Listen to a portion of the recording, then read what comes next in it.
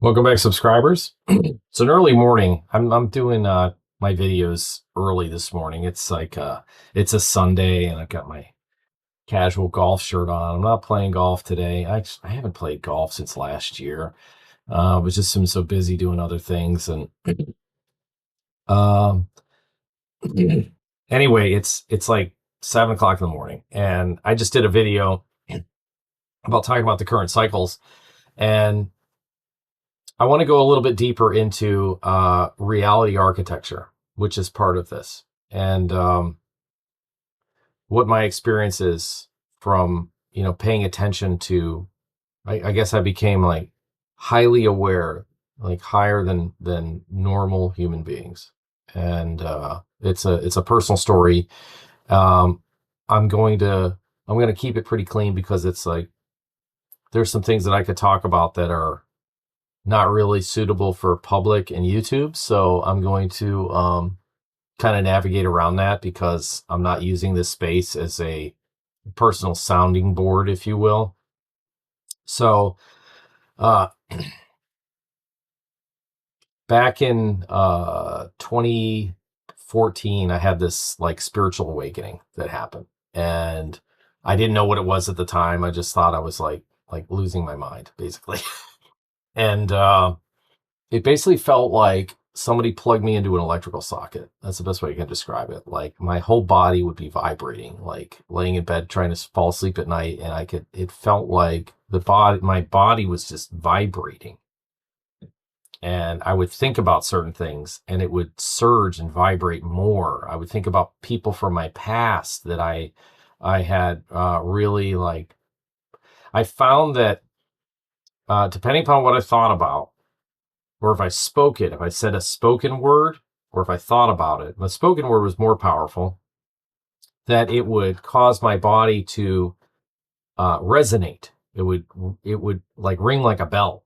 And you've had this, like the hair on the back of your neck stands up, or maybe if you sing and you hit specific frequencies, or maybe you listen to singing or live music that's non-amplified, that you'll get this feeling. You know what I'm talking about? You'll get like really warm and tingly, and or if you're with somebody, like you fall in love with somebody, something like that. It's like that type of energy. And I didn't understand that. I grew up as a Catholic. I had no esoteric background, no. It's paganism is a bunch of, it's the way that they've created, it's crap. It's an ism. It's a thought. It's a belief system. No. You don't believe in it. It's their method of trying to express basically the same thing that is being talked about in the New Testament of the Bible. Same type of stuff. So at any rate, these things would happen. So what I started noticing is like, depending upon what I would be thinking about, or a person I would be thinking about, or a circumstance I'd be thinking about, that it would cause me to ring like a bell more, right? It was very easy to identify and address. So I started moving towards that. Like, well, why is it making me think about this person? Or why? I kept asking like a 4-year-old. And I started basically accidentally like meditating in the mornings. And the more that I did this, I didn't know really anything about. Obviously, I'd heard of it, but I didn't really know the techniques, the breathing techniques, and things like that. And I found that after further study, that what I started doing uh, habitually as just a practice to be able to kind of soothe myself, to settle myself down at night or in the mornings or whatever else, or just through the day, ended up being these techniques that are used by these like, Eastern mystics, like breathing techniques and things like that. And I'm like, oh my gosh, I do exactly the same thing. Like, there's no way I didn't learn it from these guys. Like, how is that possible? So I became even more highly interested in it, and knowing like, well, like this, like asking a question like, this isn't like, I wasn't schooled on this. Like, this is happening naturally, but I'm like, essentially I'm being like guided in this. And it wasn't demonic. It was something that was, uh, it created this daily resonance of like it's like being clean. I don't know how else to describe it. Like, um, of being in a mind space that instead of having like all these elements and things that are all like scattering through your mind, that you're able to process elements and get them off your plate. Like in your mind, whenever you have a thought about something, that you'd be able to think of something and instantaneously have the answer. And that's when I learned about like the difference between the local mind and the non-local mind. That I found somebody that was not necessarily influential, but had again the material that I had already been working on. And he had been working on it back in the 70s and wrote all these books. And his name was Dr. Richard Allen Miller. He's a really kooky dude, if you look him up. But I had heard him on a number of podcasts, and I knew what he was talking about because it was happening to me, and I was like practicing this basically. And he had this book. It was like a handbook that he had, one of his books that he had, and how to quiet the mind and increase your intuitive energy, basically like supercharge your mind to be able to use it in a way that would be able to expand your thought process. And that might seem like, well, the more I expand it, then the more it's going to make me, be more concerned and worried and have more anxiety. And it's actually the opposite. By opening your mind up, that it brings in more information, which then best way I can describe it would be like if you imagine like these are like gears. Like imagine there's like this is just part of it. But each one of the tools inside of the gear, like this would represent like a question that you have. So each time that you have more data and more information, then it basically fills that void, and it fills the next void, and then fills the next void, and so on, right? And so some of the questions and things that you have, like basically this goes all the way back to your childhood, and you start like so from the spiritual community, they call this inner work. All right, your inner work. Like what the hell is that? So, and I didn't know what that was. So what that was like, I found that it's answering questions of like, why did your father treat your mother like this? And why is it that your father treats his brother like this, and spoke to like, talk to the person on the phone like this? And it's things that you're picking up as a child, that you're picking up on all these things. And then you take on that program, like, oh, I'm going to emulate myself and my being from my experience as a young child. And this gets formulated for those of you that either are starting families or you're raising children or whatever. You're under high scrutiny from your children. They are paying super close attention, and it's embedding in their subconscious. So they're going to run that as a program, so that you'll find this like as people that you start to know. If you really know families, you'll know that they might look the same as a parent. Like there'll be a similarity of like, oh, you look just like your father, that type of crap. But it also is in the mannerisms and the way that you treat your social space, right? And the way that you process information ends up becoming is a program based upon the way that your parents or your grandparents, the people that you're around a lot, influence you, and then they set that program.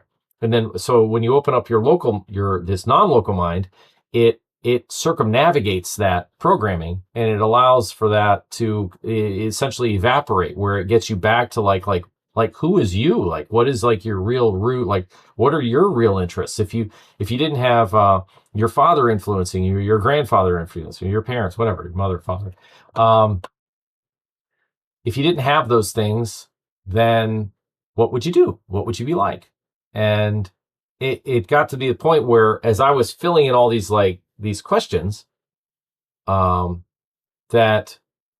the way it was coming in was like a snapshot, like a picture of experiences. Like I would get flashes of other experiences that were cycles of exactly the same thing. That's when I started noticing these periodicities. I'm like, oh my gosh, it's just like this and this and this and this and this and this and this. And my mind was just like, it was like a movie reel. And it was showing me experiences that were similar. It was like a rhyme. It was similar, but it carried, I was able to see it basically in frequency. That's the best way I can describe this. In meaning, how does it look to Danny? It looks like almost like a cloud is almost the way. I don't see it like through my eyes, but I can like sense it. It's a sensation of like vibrational frequency. Like when you you can feel bass tones. Like if you listen to music, you can feel them, right? And the high tones are there too, but you're feeling them, but it's just it's such a high frequency that it doesn't resonate the same with you as a bass tone does. So it basically kind of works like that. And I'm able to tune into that, circumstance of time and experience. And I found like, oh my gosh, it's very, very similar. Like if you were trying to write a computer program and you had to come up with just ones and zeros of a specific moment of your life, okay, and then you wrote it out. It's like an address, just ones and zeros, and it's really long, right? And you say like, well, this experience when I dated this person was exactly like dating that person, but she's different or he's different or whatever it is. Maybe you're into trees or frogs or goats or whatever. It doesn't matter to me. So each time that those things happen, you'll start to see the emotional product is the same. It's just showing you different aspects of exactly the same thing over and over and over and over again. So these cycles are very important because then once you start understanding what these things are and you understand like, well, okay, what's the setup? How do I get myself involved in this? Oh, I'm a sucker for love. I fall in love so whatever your thing is that it's such, oh, I take a job and it's great in the beginning and then it just goes to shit, right? So it's the same cycles over and over and over again. And typically when people get to like their midlife, 40, 50 years old, they start kind of like throwing in the towel. A lot of people do, where they're just like, every time that they step out the door to go do their daily they know that they're going to get whacked, that it's just like only a moment of time. Screen's moving. It's only a moment of time, excuse me, that same thing's going to happen again. So, but if you can get to the root of it, if you can get to like the actual like framework of what actually like caused that original, something causes that inside of your storyline. All right. So, and what it's doing is like you have like a vibrational tone to your body, like a bell. You're ringing. This have this resonance of your body, and you attract these elements to you.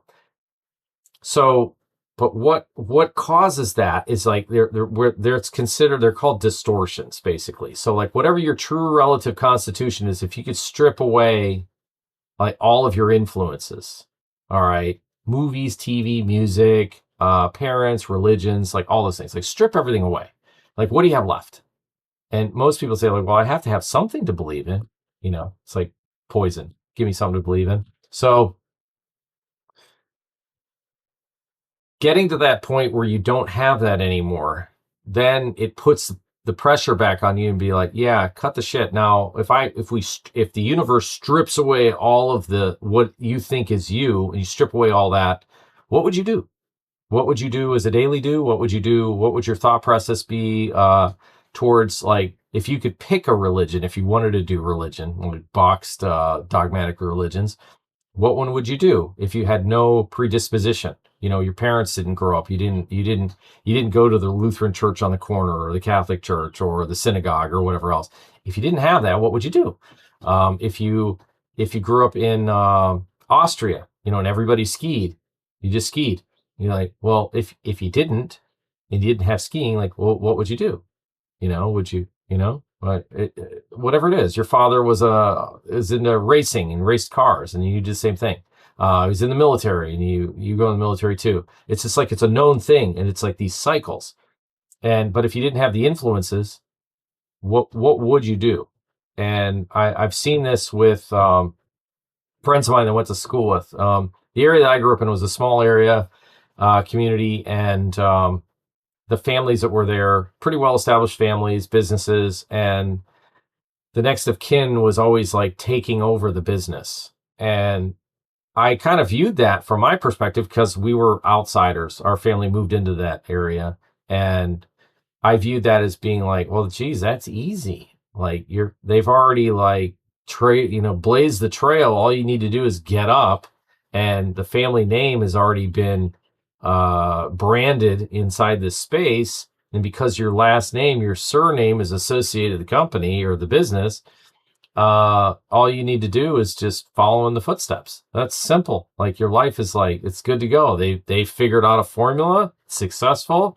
You've got your parents have a boat and a pool and vacation properties and all kinds of stuff, right? They're building on it. They've built their success. All you need to do is just keep toting the line. It's simple.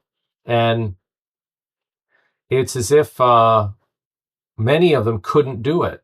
They just would just step in shit the whole way and screw up their pathway. Like they were almost like doing it on purpose. And I, like I said, friends of mine that like, what are you doing? Like your parents, like everything is like set. Like somebody like me, like I gotta start from scratch. Like, yeah, but you don't have to worry about doing only one thing. You can do whatever you want, and say something like that to me. So at any rate, they're stuck in that cycle and they just didn't want to be part of it. Right. So they're like trying to break the chain. And ultimately it's very damaging to their environment because they a lot of these guys weren't self-resilient guys. They kind of needed that thing to kind of keep them going. Some of them were, they kind of moved on and did their own thing and everything worked out fine. But others weren't, and they needed that system. So my perspective on these breaking down of systems and like awakening, if you will, to understanding how to go back and like fill in all your blanks and strip away a lot of these distortions, things like that in your world, is that it's not for everybody. It can be incredibly damaging, and if you don't have something to drive towards, have a new mission, if you will, it becomes a very lonely environment to a lot of people. And I've seen this. And I'm cautious by telling people. I only tell them with what they ask typically when it comes to personal changes and things like that it becomes a very scary, damaging environment, because when you remove the things that really drive people to get up every day and you remove them out of their space, then it causes a lot of chaos, because they really need something to work towards. If you're a business owner and you run a business, that that your employees, they really need to have things kind of laid out on a day-to-day affair, or else they'll literally do nothing.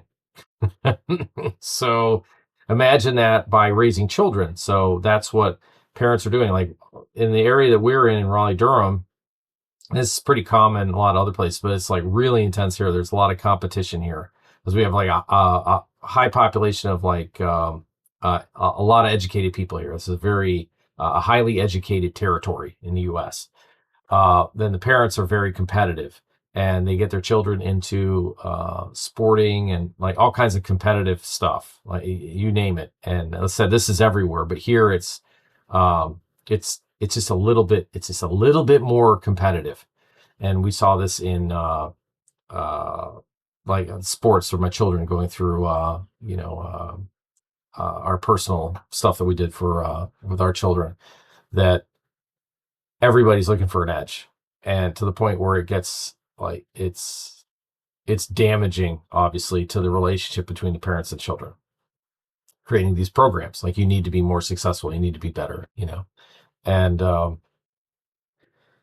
so yeah, these cycles, when you remove those types of programs, if you take those things away from children, like my girls, whenever I got them involved in competitive golf, we did like travel golf, we did USA swimming. My son also, he did all those things. He didn't do golf so much, but he also did lacrosse. Just super ultra highly competitive. Anything you get into, it's just like it's to the hilt. Everybody's got like some personal trainer and a workout program, and dietary, somebody that's handling dietary needs and things like that at very young ages. And they've talked about it, that it was really difficult going through those things, but now as young adults, it taught them resiliency in moving forward, because we had such a regimented way that we did our family, because we had 3 children and we had a lot of things that they were doing. So, and I've told them, I said, well, by having you inside these spaces, it's a program. We're sticking with a program, but whenever they went off on their own, uh, whatever, decided to do extending education or whatever they decided to go do, I told them, I'm like, you guys are on your own. I was like, you just do whatever you want to do. There's nothing that's going to upset me, whatever direction you decide to go in. I'm 100% behind it. I said that the teaching and the things that we did in the beginning when we like programmed you, now you can take those things and get rid of the old, bring in some new, but use them as tools so that you can move forward in whatever your new endeavors are. That's the whole thing. So it's like understanding the methodology and working towards something that's new. And when you take away these belief systems from these programs from people that can't do it, if you take away the programs, you take away their job, you take away their TV, whatever they're doing on a daily basis that they want to get up for every day. If you take those things away, what do you got? What would you do with your time? And it creates a lot of chaos and problems. And ultimately, that's where we've come to this conclusion. I've kind of gone full circle where realizing like that all the lies and deception and everything that have been happening and is becoming more and more evident as time is going by and more people are trading information and realizing like basically the whole narrative of everything in the United States is just absolutely just Hollywood BS. That a lot of people have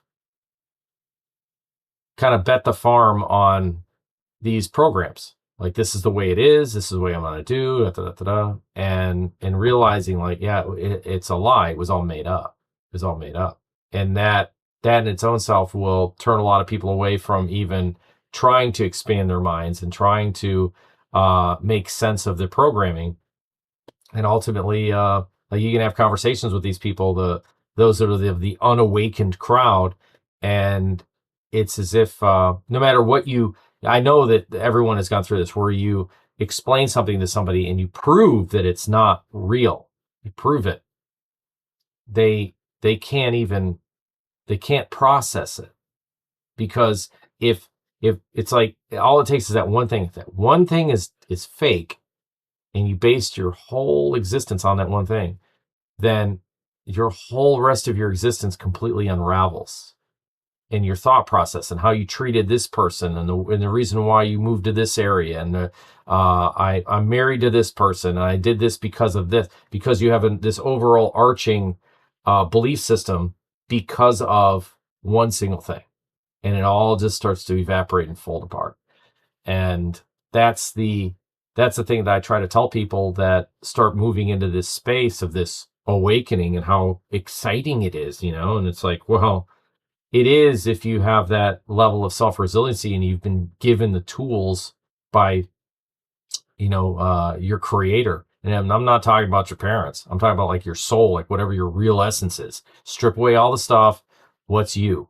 And it's not you. And that means strip away like all your parental units and everything.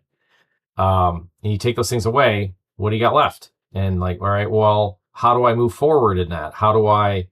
So if you have the tools, and you are competitive, you just say like, well, they're changing all the rules. They're changing the rules on belief systems. They're getting rid of all those things to create a new thing. They're creating a vacuum, and they're going to roll out new belief systems, basically. Whether it's the ETs, it's the AI, it's the latest and greatest whatever media stuff, the next series that comes up on Netflix, whatever, something for somebody to take your valuable time and dump it into it. Whereas if you understand the way that the whole system runs and works and why those things are necessary, you can then take your tools and your experience and your expertise and move it into something that will better you. And then you end up getting to do things that you really like to do.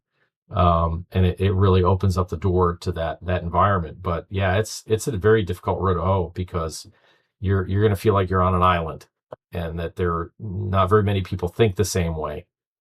But now it's gotten a lot more open, where it seems as though people are more willing to talk about some of these elements and things that they catch. Like they're again, the information that they're spilling out that is becoming, uh, you know, whether it's the Epstein stuff or how the government works or histories or things like that, that as they're dismantling the old storylines, people are talking about it and they're allowing that stuff to happen so they can evaporate and disintegrate the old system.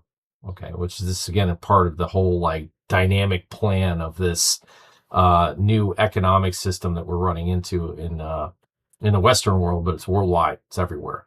So as more of this information comes out, there's two factions right now. So you have like the kind of the far left leaning kind of woke side, and then you have the MAGA, right side. So you've got the two teams are going to be duking it out. And then somewhere in the middle, hopefully whoever's listening to this is like kind of in the middle of that, should be like right in the middle, where you can kind of see both sides and you're like, I don't really like what they're doing. And I don't like what they're doing. And so I need to kind of like, understand where they're kind of coming from, because I might have to be doing business with these people and how their minds work. But if you rug pull and the MAGA people don't have like the Trump derangement syndrome, if they don't have that to get them up every day, right, then those are the guys with the guns, right? So like, and then the woke side be like, well, if they don't have whatever motivates them, excuse me, if they don't have that to buy their time, and they're mixing with the population and just, it again, like you have like two very chaotic, non-stable humans that are inside those brackets. If you don't give them something to believe in and you don't give them something to follow, they're going to be mixing into the middle. And that creates a very difficult environment for you to be living in, and you don't really want that. So my thing is like, all right, just keep them divided and keep them, satiated, so that it kind of keeps them out of the space of the middle, which is where all the magic happens. Because when magic happens, it's between two sides. You're able to balance both sides. Okay, it's like the two hemispheres of your brain, being able to balance both those two sides, and then you have peace on earth. That's where that comes from. So, yeah. So my personal experience in going through an awakening is that it's going to happen to you whether or not you want it or not. There's going to be something that comes across your desk in your mind, basically your thought process, that's going to trigger you, that's going to cause you're going to come to this realization and say like, well, if that's not real, then that means that this wasn't real, and then that wasn't real. And if that's not real, then this and this and this. You see, it's like this whole chain reaction that happens. And it's very, very, very difficult space to be in. And when it happens, just know this, that it's happening to a lot of people, and many of us were going through this. There's been cycles of this that have been talked about in some spiritual communities. Dolores Cannon's talked about it. Edgar Casey talked about it, that there was going to be like this kind of like wave of people that were going to be like cleaning up and creating this new space on the planet. And if you're inside that, if you have that type of mindset, then the probability, and there's a spectrum to it.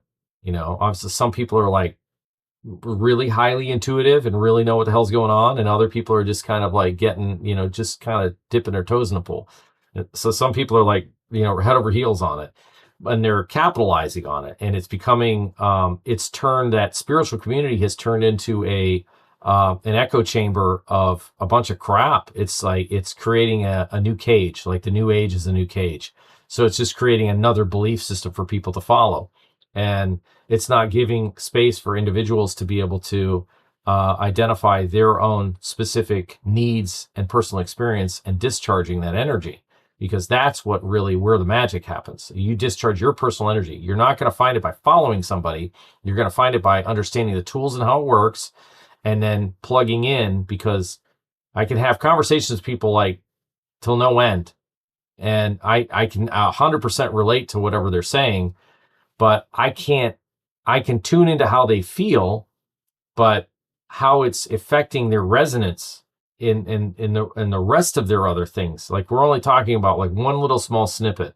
It's like if you could plug your whole life into an AI and just be like, just tell me what, like, these are all the experiences. I can't make sense of this. And I think I brought this up before. Psychedelics like psilocybin, if you've ever experienced psilocybin, it's similar, and I'm not saying you should go do it. I'm just saying, like, it's similar to having your own personal AI inside of your mind, because what it does is it balances both sides of your brain, and you go into an environment that was coined by Robert Monroe at Monroe Institute called hemisync. Now, he wasn't into the psychedelic stuff, but he was into, he's coined the outer body experience, and like high meditation and remote viewing and all those elements. When you get into that mind space, you get such a clear perspective of your existence, and you'll be able to see these, like, basically movie reels and these experiences that are all relative frequency. Like, you're going to be drawn to it magnetically. Okay. And it's just going to, like, things will just start popping into your head, and you're going to start seeing frequency, same type of thing.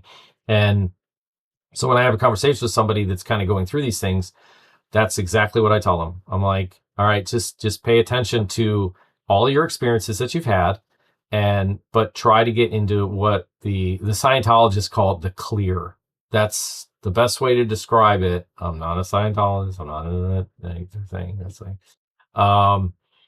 but I understand, like, that perspective to a certain degree, where you have to get into a meditative state, which is what psychedelics do, which automatically puts you, if you're not using it as some party drug or some shit like that, if you used it as therapeutic, had somebody give you a guide, sit with you and walk you through basically your experience, that you can then decipher. And that's why some people have these bad trips, because they're seeing, like, demons. They're basically they're drawn to it because of their frequency, their past experiences. They're essentially preconditioned to that type of experience. You'll find yourself, just in general, a frequency, like, what do you like to watch if you watch a movie or a TV show? Are you into horror movies? Are you into, like, scary shit, death, destruction? Are you watching the Hallmark Channel? So whatever you consistently find is interesting to you is where your mind goes, and how it automatically, like, it predisposes the experience. So you're looking at it through a lens of that. Like, you'll see something, you'll have an experience. You get 10 people in the room. These people like horror movies. These people like dramas. These people like love stories. These people like whatever it is. Like, just consistency.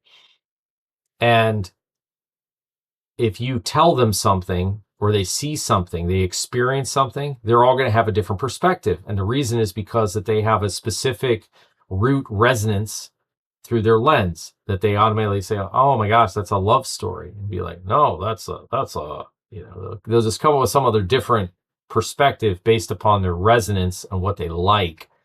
And when I told people, I said, well, if you really like it, embrace it. If you really like horror movies, like, well, why? Well, why do you like horror movies? Why do you always watch them? Or why do you always watch drama movies? Or why do you always watch the love stories? Well, because I always have my heart broken, whatever. Or why do you like the war movies? Well, my dad was really into the military, and we have guns, and right? So that sounds like programs. All right. So again, like, if you stripped all those things away, what would you end up watching? Like, what's okay to watch? Is it socially acceptable for some guy watching the Hallmark Channel? Now, I guess it is. Like, it's not my bag, but if it is for you, then great. Or some female that really likes watching like death and destruction movies. That's not normal. It's usually kind of a guy thing. But maybe you do. So, but the question is, like, well, why? Because it's terrible. Or slasher movies, right? Or they're interested in these documentaries about serial killers. Be like, there isn't anything good about it. It's terrible. But it has high. If you also look at the like what's trending on X? Like what is the high interest of humanity? Like what are they interested in? Now, if you knew this as an administrator, what are you going to give them? You're going to give them something different to make them happy? Shiny, happy people everywhere? To try to like change humanity? Like, no, you're going to give them whatever keeps them going so they get up every day. So you're going to feed them like what Hollywood does. You're going to feed them what they want. Like that's the stuff that's the biggest sellers in Hollywood. So because that's what they know that the people are, kind of accustomed to, because it's like we're training Spartan warriors for the United States to go be the worldwide police force, and we have to continue to keep that trend rolling. And that's why there's it's like why actors and actresses are against gun violence, but then turn around and go do some multi-million-dollar movie, take a paycheck, and they're shooting guns like crazy. It's ridiculous. So understand your resonance. That's really the bottom line. Understand your background and why. Why do you like those things? And the deeper that you get into it, and say like, well, if I was clean slated and I was a baby and I didn't have those things, and I grew up in this household and they did XYZ and I didn't have any of that, what would I be like? And if you get to the point where you decide to like basically discharge all of those distortions, then you get to choose. You're sovereign. You get to have like your own sovereign thought. You're then looking it through a completely new lens of experience and a new reality. And that's the new earth of like the Dolores Cannon perspective of how this is all playing out. Now you have an environment where you can trade information with other people that have had other like experiences and come to the realization like, oh, that was all just fucking made up. Yeah, that's right. Well, what are you going to do with it? Are you going to become yourself, or are you going to just continue to keep running the program? Anyway, more to come. Cheers.